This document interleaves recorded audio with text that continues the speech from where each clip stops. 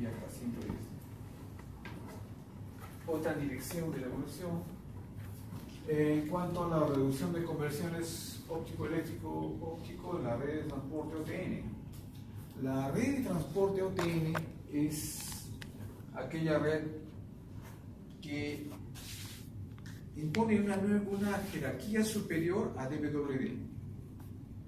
Con OTN se llega a desarrollar velocidades mucho mayores que en DWDM, pues OTN es una jerarquía superior. Hay otros equipos que se desarrollan también, como son los equipos Cross-Connect. En realidad aparecen ya en tecnologías pasivas, ¿no? Tecnologías pasivas, equipos equivalentes o similares a los desarrollados en SDH. Por ejemplo, en SDH tenemos regeneradores. Acá aparecen también tecnologías con regeneradores. También tenemos los equipos Cross-Connect. Acá también tenemos Cross-Connect ópticos. Los multiplexadores de inserción y extracción. Acá también en DWDM aparecen los denominados OADM, ¿no? Son los multiplexadores de inserción y extracción dentro de lo que es la red de DWDM. Otra dirección de evolución consiste en la implementación de regeneradores a costos comparables a los amplificadores ópticos. Como mencioné, un amplificador, un regenerador en tercera generación solo permite operar sobre una longitud de onda. Si queremos hacer regeneración en DWDM, tendremos que pensar en múltiples regeneradores, dado que cada regenerador va a operar sobre una longitud de onda. Entonces, por cada grupo de longitudes de onda, pues se va a tener que utilizar múltiples regeneradores de regeneración. Como se han bajado los costos sustancialmente, se ha podido conseguir una aplicación europea. Esas son las tendencias. Entonces, resumamos el primer bloque, ¿no? El primer bloque es una revisión histórica de las comunicaciones ópticas. A ver, ¿cuántas generaciones se han desarrollado desde que apareció la fibra hasta la fecha? ¿Qué forma esa clasificación? A ver, ¿cuántas generaciones? 5 generaciones. Entonces, vamos a comenzar a precisar las características de cada generación. La primera generación, ¿qué características tiene? A ver, por favor, agradeceré que puedan intervenir, lancen ideas y luego integramos y luego sacamos una conclusión. A ver, ¿qué nos dices? Oscar, ¿no? Max, perdón, Oscar. Max. Repetir a 10 kilómetros y sería... Ya, digamos que la distancia que se consigue es más o menos 10 kilómetros de transmisión que permita reconocer la señal, ¿no? Pero para distancias mayores se hace obligatorio, si es necesario, utilizar regeneradores. ¿Qué más? El emisor era un LED. Transmisor es el LED de comunicaciones, ¿no? LED de comunicaciones. Era analógico. Analógico, la señal era analógica. Era solamente multimodo. Ya, multimodo, estamos hablando de fibra óptica multimodo. ¿Qué otra característica? ¿En qué longitud de onda transmites? ¿Alguien recuerda? 850 nanómetros, ¿no? O 0.85 micrómetros. ¿Alguna otra característica de primera generación? Bien, en segunda generación. Segunda generación. Utiliza fibra Ya utilizamos fibra óptica. monomodo. Monomodo. ¿Es así? ¿Utilizamos ya monomodo? Segunda. Reviso sus apuntes. La distancia de los equilibradores es mayor. Es mayor. Estamos hablando de 50 50 kilómetros, ¿no? 50 kilómetros. ¿Qué más? Utiliza láser como división. Ya utilizan láser. La atenuación de la fibra ya no es, ¿era cuánto en primera generación? ¿Cuánto tienes? 20, ¿no? En segunda, Uy, ya estás en desasociaste. Era punto 55. A ver, cheque. A ver, Ronald, ¿qué dice? En segunda generación, ¿cuál era la atenuación? La atenuación ¿Era era 2 dB o me equivoco?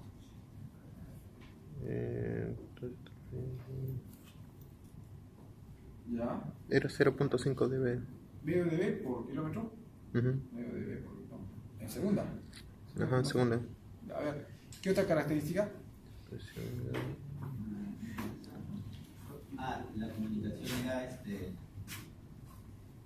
duplex. Era 100. Comunicación duplex. Se transmitía. ¿Ya? ¿Qué otra característica en segunda generación? Era punto a punto. Comunicaciones punto a punto, sí, comunicaciones punto a punto. Sí, tercera. Ya, ¿alguna característica más? ¿Qué ventanas utilizaban? Tercera ventana. Ya era digital. La primera ventana era analógica, segunda ventana ya digital. Entonces, segunda generación. ¿Y tercera generación? ¿Qué tenemos? A ver. Oscar. La distancia. Oscar, ¿qué características tenemos en tercera generación? La separación entre los generadores era cada vez mayor. ¿Ya cuánto? ¿Cuánto llegamos a tercera generación?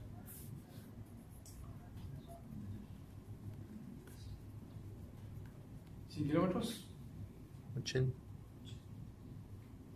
Cerca de 100. ¿No? ¿Qué más? ¿Qué fibra se utiliza en tercera generación? Monomodo. La distancia de separación, ya. Mencionamos la longitud de onda que se transmite. Tercera ventana, ¿cuánto es? 1550, ¿no? ¿Qué más? ¿Qué tipo de señales? Analógicas, digitales. Digitales, ¿no? Tipo de fuente de emisión y receptor óptico y detector óptico. ¿Qué tipo de transmisor óptico? Láser, sí, tipo láser para monomodo, aplicación monomodo y detector. Puede ser PIN o APD, ¿no? La APD es más con mayor, para distancias largas se utilizaba APD. Ya, cuarta generación, ¿qué tenemos en cuarta generación? Ya tenemos WDM. Entonces, comunicaciones, ¿qué tipos son? ¿Punto a punto? Un punto multipunto. Punto multipunto. ¿Por qué? Porque tenemos múltiples transmisores, múltiples receptores, ¿no? Ya, comunicaciones punto a punto, aplicaciones ya. ¿Perdón? ¿O esos son los regenerados que hay? Lo que se utiliza es bueno, se utilizan regeneradores, pero con restricción ya, ¿no? Con restricción por el problema de múltiples longitudes de onda que se transmiten, ¿no? Entonces la idea es utilizar en su lugar amplificadores ópticos, ¿no? La idea es utilizar amplificadores. De hecho, amplificadores ópticos EFAC son los más utilizados. Ya, ¿qué longitudes de ondas en cuarta generación utilizamos? De 1530 a 1565. ¿Qué longitud de onda en cuarta generación? ¿Ah? 1600. Tercera ventana, ¿no? Tercera ventana y bueno, también múltiples longitudes de onda en banda C, ¿no? Banda C, que luego fue incrementándose. ¿No? Ya. Bueno, entonces tenemos la aplicación de qué otros dispositivos fue necesaria aparte del amplificador óptico para la transmisión de múltiples portadoras. Multiplexores ópticos que permitieron ya la transmisión de múltiples lambdas, portadoras. En lo que es sistemas de quinta generación, ¿qué desarrollo se ha permitido ya la implementación de la fibra óptica submarina?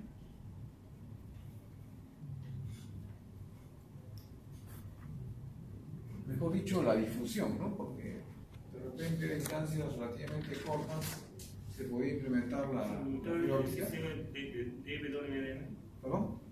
Sistema DWDM. Ya, DWDM ha sido la tecnología que ha permitido implementar fibra óptica en cables submarinos, pero ¿qué más? Para distancias superiores a 1000 kilómetros. ¿Qué tecnología se desarrolló? ¿Qué técnicas se desarrollaron? Recuerden, los solitones, ¿no? Los solitones permitieron ya llegar a arriba de 1000 kilómetros, ¿no? Bueno, y otras tendencias en quinta generación que ya fueron mencionadas y que abarcan diversos detalles. Vamos a pasar ahora a otro bloque. Pasemos a un segundo bloque. Está claro este primer bloque, ¿no? Hemos hecho una revisión, hemos visto las distintas generaciones. Ahora pasemos ya a estudiar lo que es la teoría de la óptica geométrica con el propósito de entender cómo es que la luz se transmite a través del medio. Dentro de lo que es la transmisión por fibra óptica, las características importantes de la fibra es entender cómo se propaga la luz.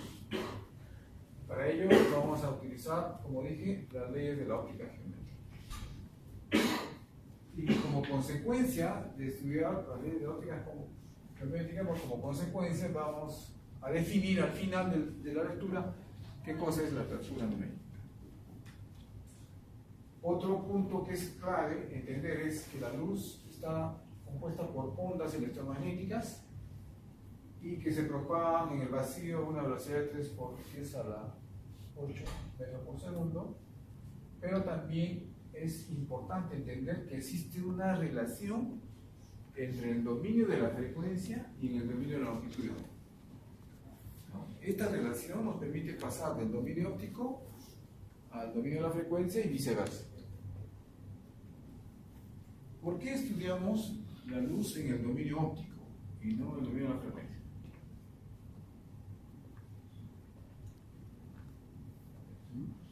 ¿Hay una pregunta? ¿Por qué estudiamos la luz en el dominio óptico, no en el dominio de la frecuencia?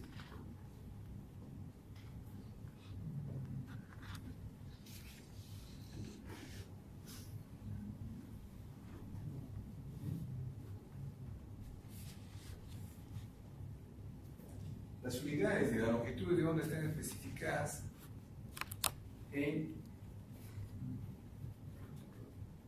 unidades de longitud, no de frecuencia. En unidades de longitud, no de frecuencia. Por eso que utilizamos el dominio de la longitud de onda y no el dominio de la frecuencia. Ya. Entonces ya hemos estudiado dos teorías a las cuales se adiciona la teoría, la ley de la óptica geométrica. Con estas tres teorías podemos entender claramente cómo es que la luz viaja a través de la fibra óptica multimodo y de la monomodo. Y dentro de lo que es multimodo vamos a entender cómo es que la luz se propaga a través de una fibra cuya característica de índice de refracción es variable, ¿no? Que es el caso de la fibra óptica multimodo de índice gradual.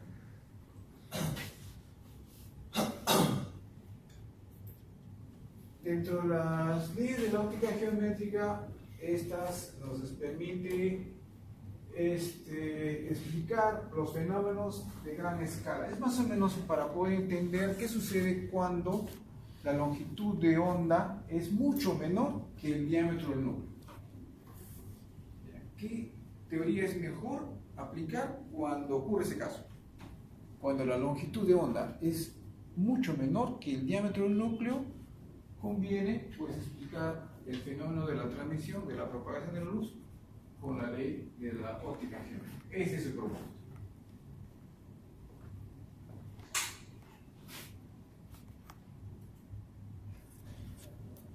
La teoría ondulatoria y electromagnética de la luz. Bueno, la primera ya hemos dicho, ¿no? La teoría de la óptica geométrica nos permite entender cómo es que la luz va a propagarse a través de un núcleo cuyo diámetro diámetro es mucho mayor que la longitud de onda de la señal. Entonces, tenemos que entender que la luz tiene dos naturalezas, ¿no? Dos naturalezas, una de ellas es la teoría corpuscular, pues la teoría corpuscular nos permite explicar a través de la fibra óptica multimodo cómo es que se viaja la luz. En la teoría ondulatoria y electromagnética de la luz, a ver, nos permite entender cómo es que la luz se propaga a través de un medio como es la fibra óptica monomodo. A ver, cuando el diámetro del núcleo de la fibra óptica multimodo, imaginariamente comenzamos a reducirlo, se produce que la cantidad de rayos de luz que pueden viajar a través de este núcleo es menor.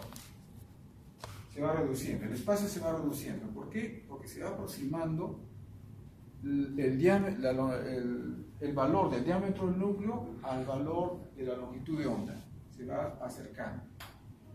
Entonces, cuando se va achicando de tal forma que llegamos al diámetro de la fibra óptica monomodo, solo un modo se puede propagar. Por eso es la denominación, ¿no?, de fibra óptica monomodo. La otra es fibra óptica multimodo. Es monomodo porque solo puede pasar un modo. Entonces, cuando estamos hablando de la fibra óptica monomodo, estamos hablando de tamaños comparables. Diámetro con longitud de onda es comparable. Entonces, no podemos utilizar la teoría corpuscular o la teoría de la óptica electromagnética para poder explicar el fenómeno de propagación de la luz a través de la fibra óptica monomodo. No podemos. ¿Qué utilizamos? La teoría ondulatoria. La teoría ondulatoria nos va a permitir entender cómo es que la luz viaja a través de esta fibra, pero ya no como corpúsculos que viajan en línea recta y en zigzag, no, sino como ondas, ¿no? Como ondas, como longitudes de onda que ocupan un espacio en el espectro. Entonces, si nos referimos a la fuente de transmisión que envía luz, ¿no?, que genera luz para que se propague a través de la fibra, tenemos que entender de que esta fuente de emisión tiene un espectro que genera, ¿no? Tiene un espectro que genera.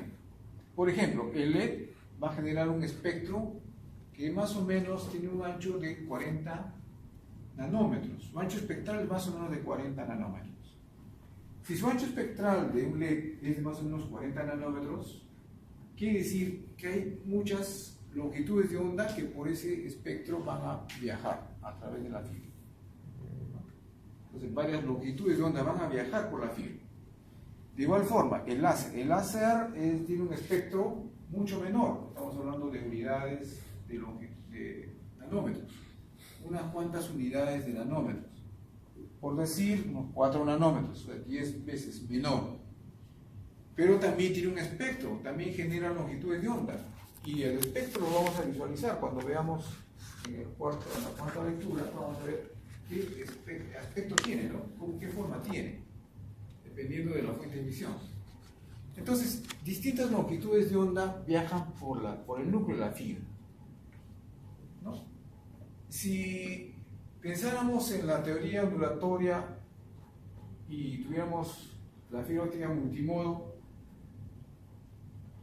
como que no nos va a ayudar mucho a explicar el fenómeno, pero sí la teoría corpuscular es la más adecuada, ¿no?, en caso de la fibra óptica multimodo. Bien, entonces ya sabemos, la teoría ondulatoria y la electromagnética de la luz nos enseña, nos permite entender cómo es que la luz viaja a través de la fibra óptica monomodo. Y también nos permite entender cómo es que se genera la luz dentro de una fuente de emisión, que es el láser. Eso también vamos a poder mostrar. La teoría cuántica de la luz, ya hemos dicho, nos va a permitir mostrar cómo que la luz se propaga a través de la fibra óptica multimodo. Solo una consulta. Sí. Si yo tengo la fibra multimodo, viajan muchas longitudes de onda, ¿qué pasa? Muchas veces estuvimos en una clase de redes ópticas y el profesor nos explicó que cuando existe alguna curvatura, no existe la curvatura del cable, Ajá, hay mayor probabilidad de que exista fuga de luz. claro, correcto. Pero o sea, lo que yo quiero relacionar es si la longitud del diámetro del cable es más pequeño a fin de confinar la fibra a un solo nodo, Ajá. igual se va a perder la misma cantidad de luz, sea en fibra multimodo o monomodo, con la curva. A ver, lo que de manera práctica se indica digamos, en la implementación de la fibra óptica es que el diámetro al cual se curve el cable no debe superar 10 veces el diámetro de la fibra, ¿no? Lógicamente habría que comparar una y otra fibra, ¿no? El diámetro es distinto, ¿no? No sé si es que esto responde a tu pregunta, ¿no? Dependiendo del diámetro, ¿a cuánto se puede curvar? Estamos hablando de 10 veces. Mira. Ahora, pues es difícil pues, calcular esos 10 veces, ¿no? Por eso que todos estos cables para uso de aplicaciones de planta exterior tienen internamente un miembro que es hecho en base a fibra también, y que ya está definido la máxima torsión que se puede dar por un de la fibra. Más allá de eso, ese miembro se va a quebrar.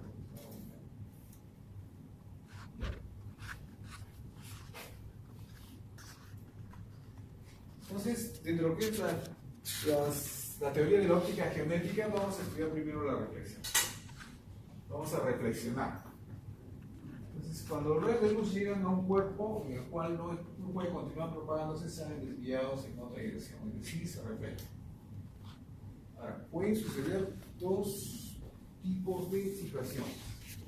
Cuando un rayo incide sobre una superficie, pueden suceder dos situaciones. Primero, que la superficie sobre la cual incide el rayo de luz sea no lisa.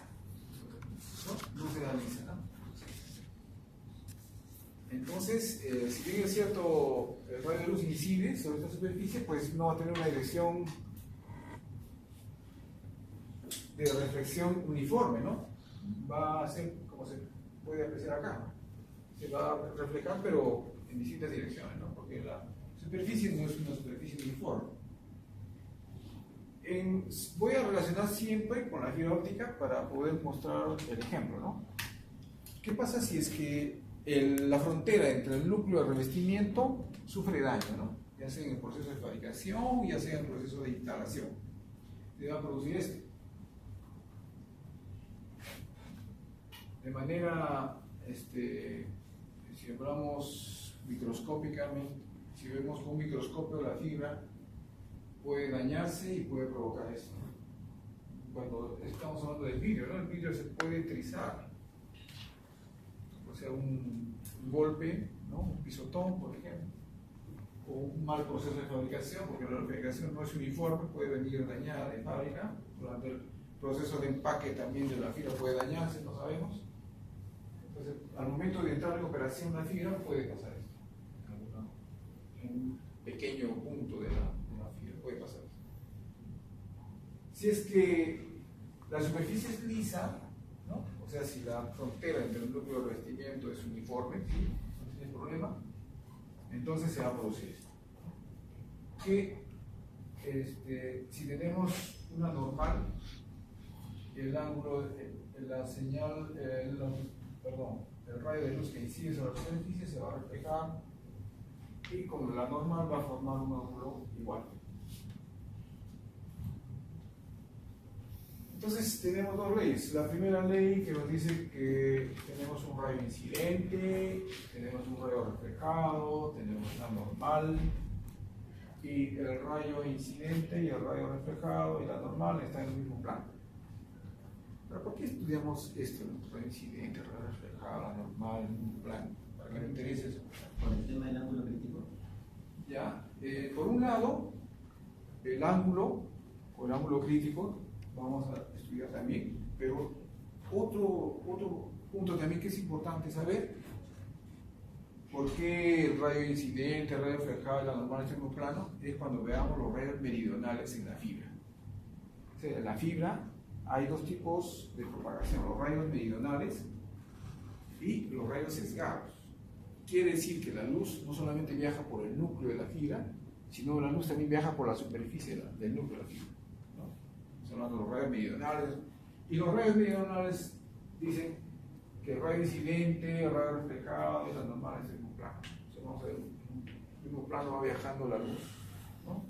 Haciendo trayectorias lineales y en zigzag. Ok. La segunda ley dice que si la luz incide sobre un espejo, ¿no? Sobre una superficie homogénea, el ángulo incidente y reflexión son iguales. Es lo que dice. Es la segunda ley. Ok, tenemos una superficie pulida, un espejo, tenemos reflexión, ¿no? Que es así como la luz debe viajar a través del núcleo de la fibra, reflejándose, no refractándose. Entonces veamos qué es la refracción. La refracción no es otra cosa que el paso, si tenemos un rayo incidente y tenemos un rayo reflejado, no es otra cosa que el rayo refractado. ¿Qué vendría a ser el rayo refractado? El rayo refractado no es otra cosa que una parte de la energía óptica del rayo incidente, una parte pase a un segundo medio. Una parte de esa energía óptica pase a un segundo medio de distinta densidad, ¿no? Porque si no fuese de distinta densidad, pues seguiría una línea recta, pero como no es así, pasa de un medio menos denso a otro más denso, pues se va a producir un desalineamiento con relación al rayo incidente. Se desalinea. Entonces, una porción de la energía óptica se transmite y otra porción se refleja. ¿Qué podemos apreciar ahí en cuanto a la intensidad de la luz? ¿No? ¿Qué podemos apreciar en cuanto a la intensidad?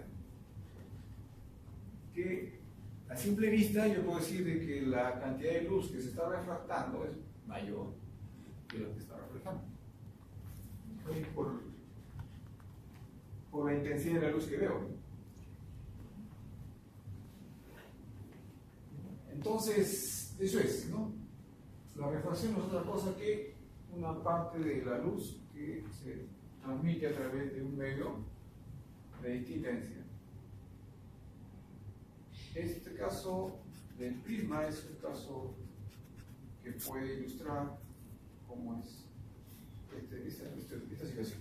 Ok, vamos a hablar ahora del índice de refracción. Índice de refracción. El índice de refracción es un indicador para saber en qué nivel de densidad estamos hablando con respecto a un medio que no es el aire, por ejemplo, ¿no? El índice de refracción nos da una idea de cuánto más denso es un medio en relación al aire. Por eso es que esta relación indica que el índice de refracción de un medio distinto al aire es igual a la velocidad de la luz en el aire o en el vacío, que son bastante próximas, y la velocidad de la luz en el medio. Marca la relación entre la velocidad de la luz en el aire sobre la velocidad de la luz en el medio. Es decir, cuán denso es un medio distinto al aire, ¿no? Nos da este indicador. Ahora, este indicador tiene dimensiones, por ejemplo, longitud, velocidad, tiempo. ¿Tiene alguna dimensión este indicador? ¿Tiene una dimensión? ¿Qué piensan? Adimensional. Es adimensional, ¿no? Estamos dividiendo velocidad sobre velocidad. Es adimensional, ¿no? Es adimensional.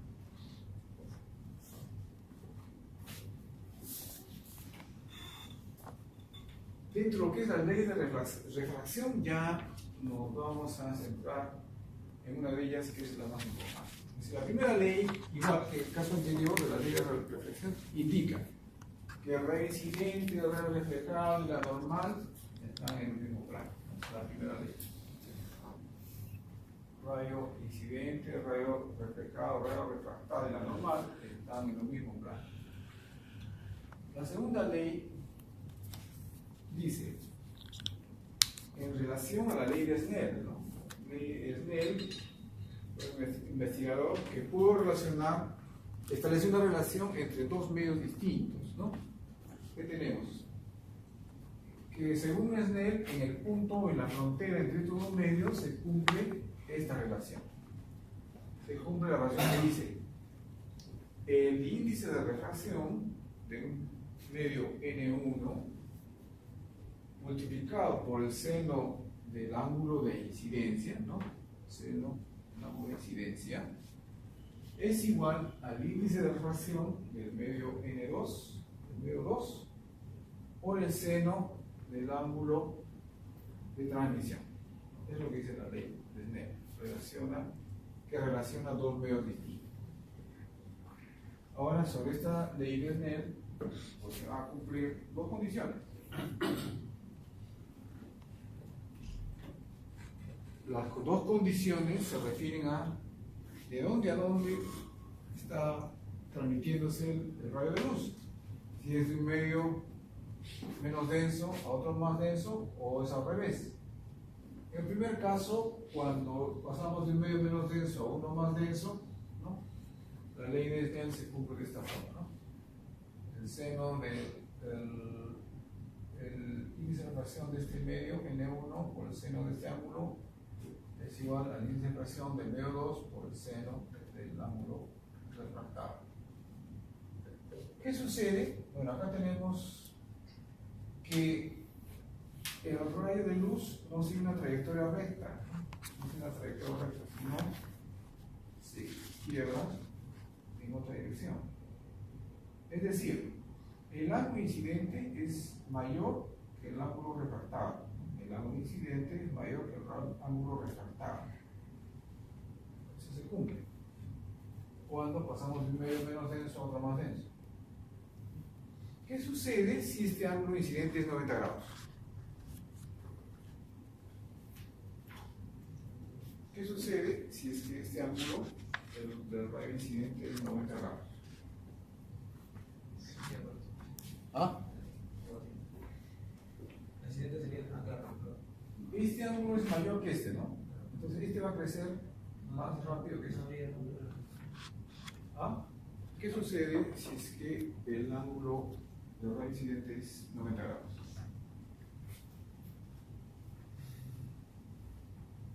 Pero bueno, lo único que va a suceder es que se produzca lo que se denomina ángulo crítico de la refracción. ¿No? Es lo que va a pasar.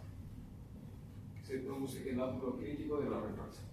¿No? Es decir, el seno de 90 grados es 1.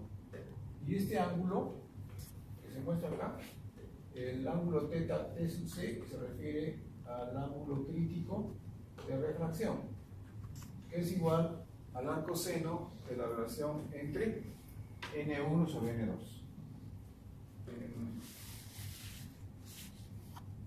O sea, lo que está mostrado en esta diapositiva. Para el ángulo incidente igual a 90 grados, se tiene esta relación. Desde ahí, sacando el seno inverso, obtenemos, y tenemos acá el ángulo θ sub t límite o crítico. Ejemplo, a ver, ejemplo. En la fibra óptica, ¿cuándo se da esta situación? ¿O dónde se da esta situación? ¿Dónde se da este caso? En la fibra óptica, que es nuestro caso y que vamos siempre a referirnos.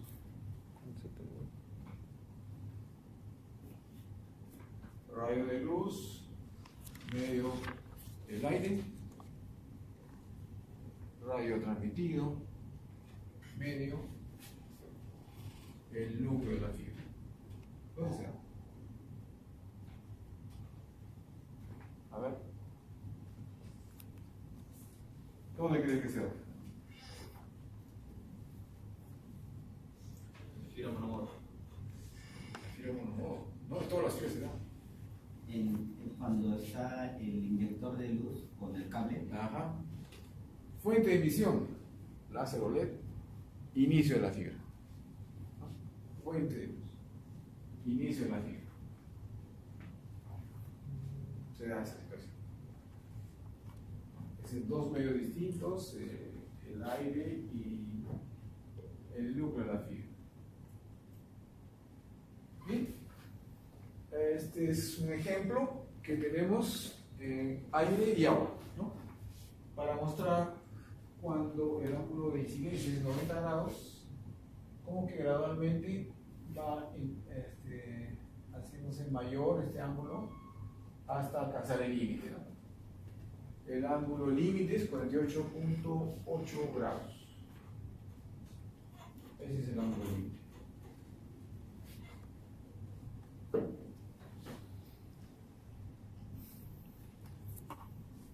Caso 2. Caso 2, el rayo de luz viaja de un medio más denso a uno menos denso. ¿Qué hora es, por favor? No me va a pasar. Me avisan 10 minutos me quedan antes. 5. 5 quedó. Ya, estamos justo. Vamos a hacer una.